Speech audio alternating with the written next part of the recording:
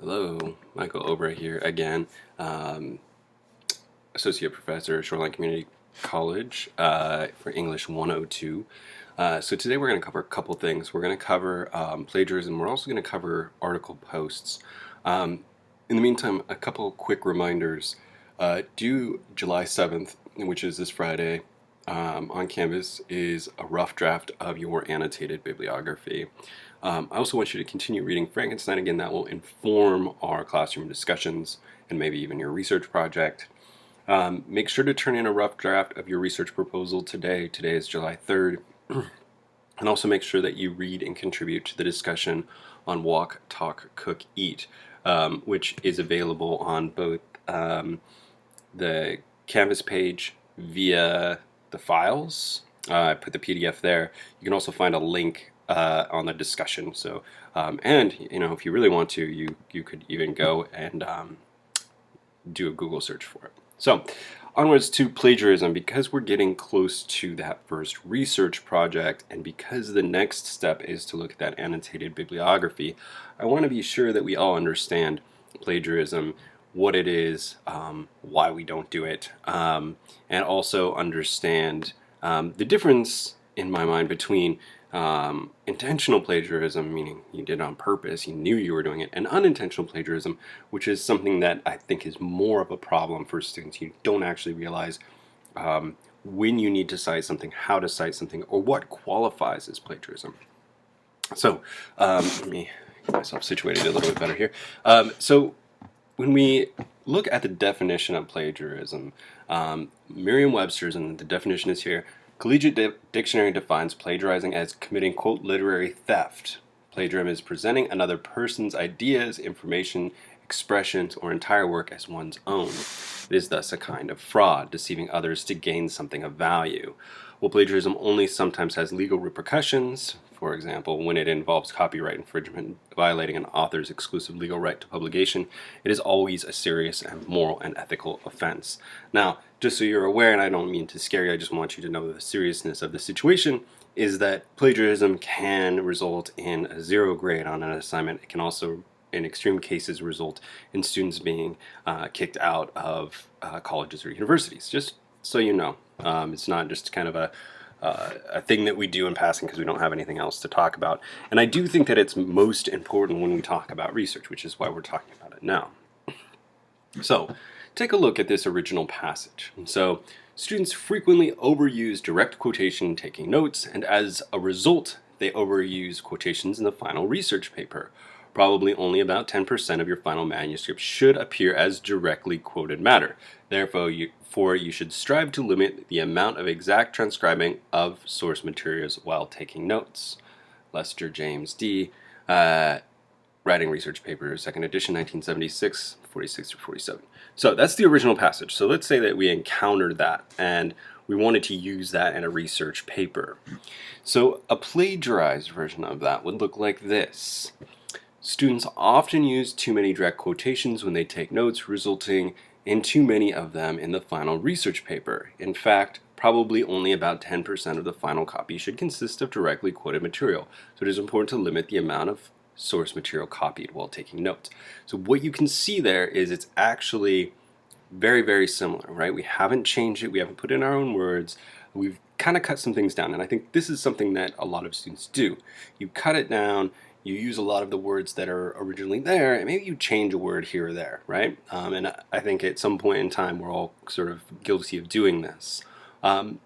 So if you want to look at a legitimate paraphrase, and paraphrasing is one way that we can do this, right? A paraphrase is really taking the words, changing them, and making them your own. So a legitimate paraphrase of that same source text would be, in research papers, students often quote excessively, failing to keep quoted material down to a desirable level. Since the problem usually originates during note-taking, it is essential to minimize the material recorded verbatim. So we've got changing the words, changing the sentence structure, and we've got changing it into this individual's own words, right? And then we also have the citation at the end. Now, a paraphrase is different from a summary. So a summary is just taking all this information and condensing it a ton, right? So look at how short this acceptable summary is. It's now just one sentence. Students should take just a few notes in direct quotation from sources to help minimize the amount of quoted material in research paper, and then our citation, right? So much shorter, and it depends on what you want to accomplish. Sometimes it's better to summarize very concisely a bunch of information than it is to do a paraphrase. And you have to sort of decide as you're writing your research paper or working on your research project how much of that you need or want in your essay. So, intentional plagiarism. That's copying someone else's work or your own. Now, I think that that's something to recognize as well, because that seems strange. That in some cases you can plagiarize yourself. Now, as far as we're concerned here, what that would look like is, let's say you had taken English 102 in the past, or maybe you had written a research paper in high school. And just so happens that that paper aligns with something that I'm asking you to do in our English 102 class. You just decide, rather than writing a new paper, you're just going to submit something that you already did.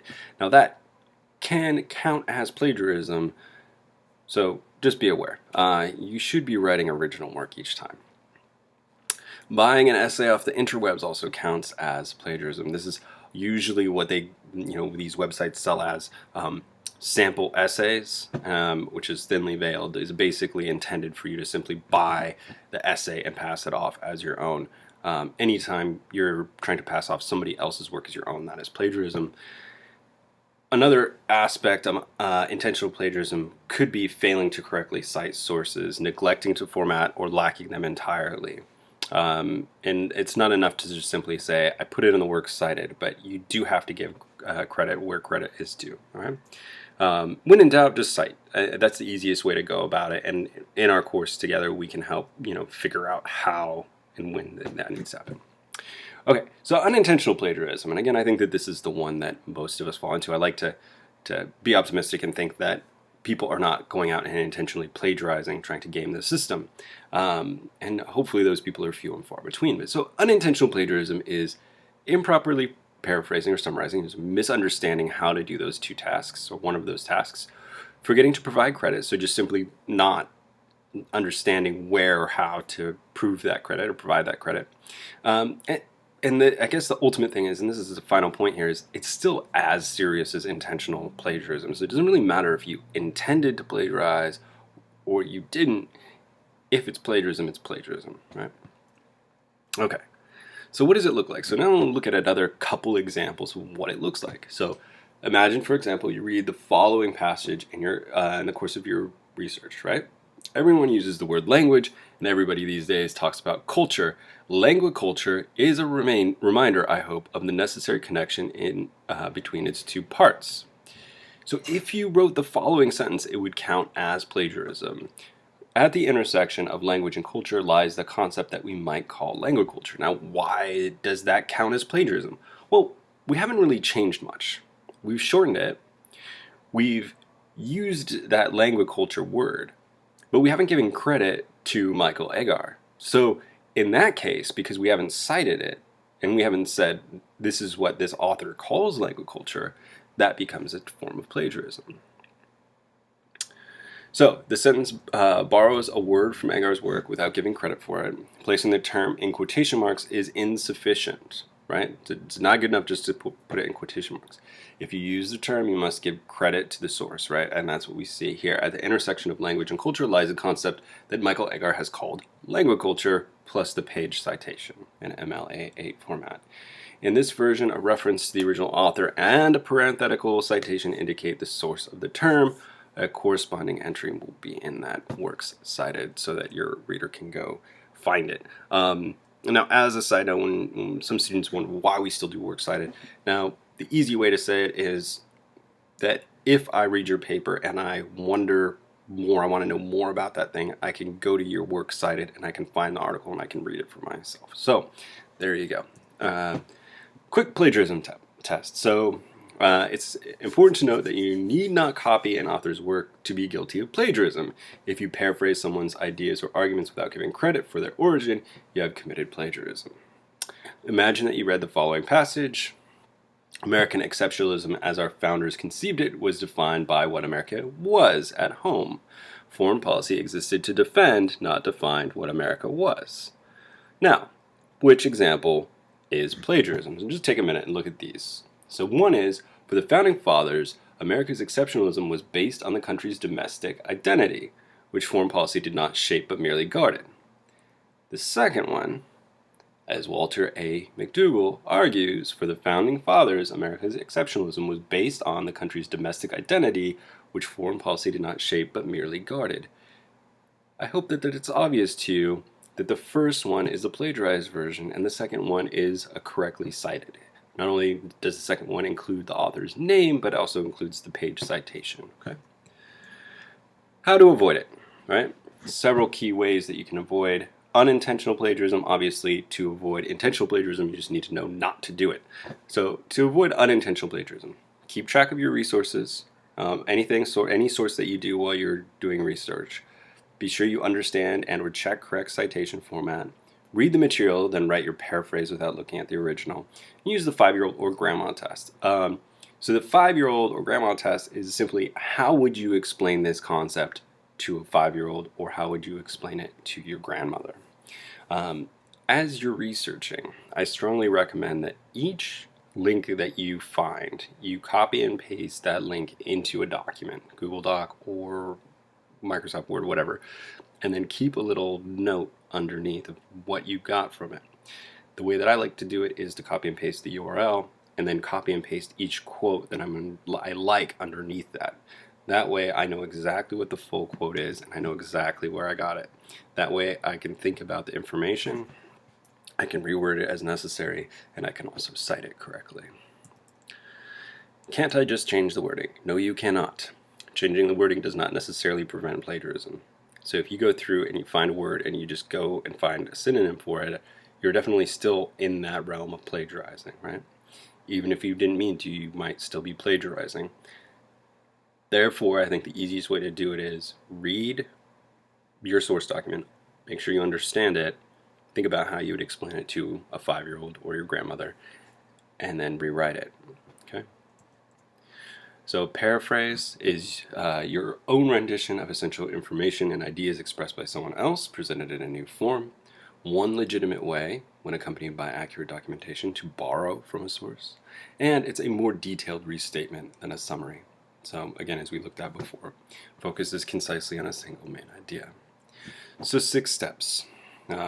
These are from Purdue OWL as well, so you can go and you can look at their plagiarism page and get some more information here. Reread the original passage until you fully understand it. Set the original aside and write your paraphrase on a note card or write it separately.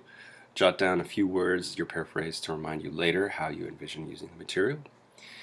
Check the rendition of the original to make sure that your version accurately expresses the information. Use quotation marks to identify any unique terms, like we saw with the language culture example.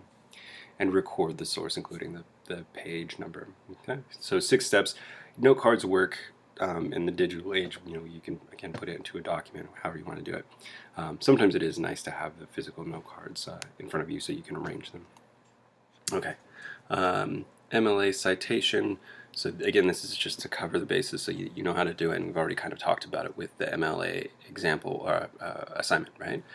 So for books, 7th edition, that's the old way, and the 8th edition is the new way, and you can see here that it's just simplified, right? So we've gotten rid of the location and the edition, right? So instead of print, we no longer need that.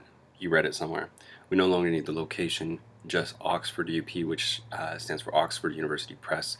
That's all we need, okay? For in-text citation, so that's when you're taking information and putting it into a text, it should look like this. It should be the quote, followed by the page author and page number, with a period at the end. Now it's important to note that that's always the author's last name, just their last name. Any punctuation should come after the parenthetical notation unless it's a question mark or exclamation point, something like that. Okay, so that should make sense. Parenthetical citation consists of the author's last name and page number. The period comes after the citation. Okay, so this is an example of what your works cited page should look like, again from Purdue OWL. Quick, easy example. and then and that's it. Okay, so plagiarism done. You understand it. You understand how to avoid it. When in doubt, again, a couple things that you can do. One is you can always just make sure that you cite it. If you cite it, maybe you'll oversight it, but at least it'll have a citation. Use quotation marks when necessary. You can always check with me, you can check Purdue OWL, or you can go to the Writing and Learning Center. The goal is for you to learn how to avoid plagiarism so that you don't do it in this course, so the more questions you ask, the better, okay? So on to article posts. So the article posts, I revamped it slightly from how I had originally planned it. You've all been assigned groups based on interest level, and that's actually to make your lives a little bit easier, so that whatever you're researching might dovetail with your research progress, report, right? Project, that's the word I was looking for. So what are article presentations? We've already talked about this a little bit. They're a portion of your grade. The presentations are group projects, and to be clear, that presentation is on Canvas, so it'll be an online discussion forum. You're assigned a date and a group of 3 or 4 people. That is at the end of this presentation. I will show you a slide that will include all of that. Your group will find an article on a topic related to your central question, and in particular, whatever group you're in. So if you're in the artificial intelligence group, you will find an article on artificial intelligence and corresponding questions. You'll create 3 open-ended questions and post them to Canvas by the date assigned. What I think I'm going to have you do is the day before, well, let's get there, but most likely it will be you will send me the article and your questions and I will post them. I think that will probably be easier. So what is an open-ended question? An open-ended question is a question that does not have a simple yes or no answer. An open-ended question might be like, so why does the author choose to do something? Do you think the author would agree or disagree, and why? You can always go back and look at the questions that I asked for the Case TED Talk or the Howard TED Talk. Those are basically open-ended questions. Okay, it does not have to be as detailed as the ones that I post. They can be much shorter. A couple 3 sentences would probably be fine for each question. The article presentation serves 3 primary purposes. 1, you'll have to use research methods to find an appropriate article. 2, you'll evaluate the bias or strength of the article. And 3, you'll conduct a close read to ask open-ended questions. So there's 3 main reasons why we're doing it. Now, the next logical question is, should it be a scholarly source or a popular source? I am going to leave that open to you. If you want to choose a popular source, and that's essentially what I did with the 2 articles that we read in the first week and the 2 videos, right? So those are not peer-reviewed journals. That would be fine, but it should still be reputable. So no National Enquirer.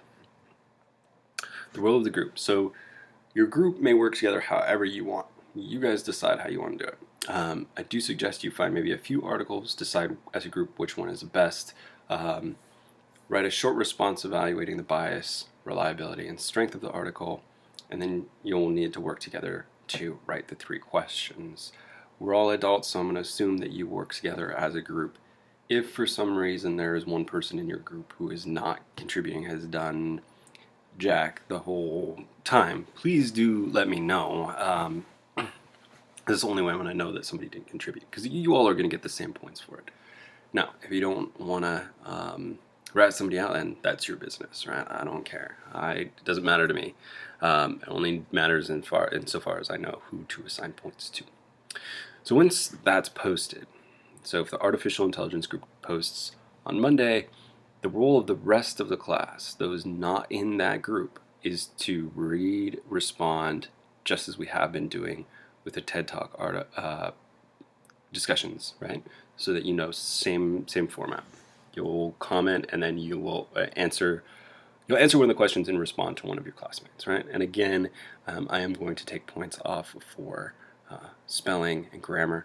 So please just run a quick spelling grammar check over it. It's an English class, so not having capitals at the beginning of sentences should be probably penalized, right? That's fair. Okay. Class responses, so when you're responding to an article post, just as with the TED Talk discussions, the response has to demonstrate that you've read the article, that you've thought about it, and the responses should be more than I agree, I disagree, or this article was great, right? So it should be relatively thorough. So article post groups. So you can see them here. So what I'll point out is a couple things. So the first group is artificial intelligence. So these go in chronological order. That will be Monday, July 10th. So please note that this is different than what's in the syllabus. So each one will be on a Monday. And once you've posted your article, that's all you need to do that week. You can weigh in comments, probably a good idea to help continue that discussion going. But that's the main role, and the rest of the class will comment, right? You'll have until Wednesday evening to comment. The other thing that I was going to point out, two things. Open topic, the open topic group, so that's the July 31st due date. You guys can choose what you want to do. I decided to leave that one open. If you want to choose artificial intelligence, cloning, genetic engineering, smartphones, go for it. But just so you know, that group is up to you guys to decide what you want to do. There was so much interest in smartphones and social media that I decided to split that into two groups. So group 1 and group 2. So that should be fine. I don't see any problem with that. So they'll be our last two. Okay, now here's the other good thing about the way that I decided to do this by clumping you into groups is that whatever article you find as your group, if you want to use that in one of your research essays, go ahead and use it. You've already sort of done the research. The only time you wouldn't want to use it is if I said, this is probably not a legitimate source. You probably want to rethink using this, okay?